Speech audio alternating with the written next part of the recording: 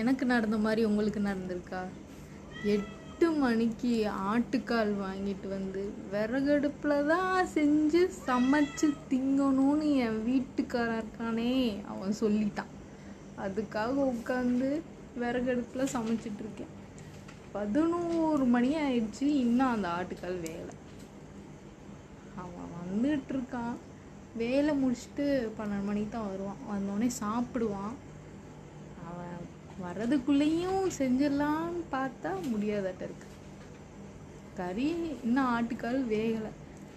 வந்தால் குழம்பு ஊற்றி சாப்பிட்டும், இல்லைன்னா இழுத்து பொத்தி படுக்கட்டும். வந்துட்டான், பைக் சவுண்டு வேற கேட்குது.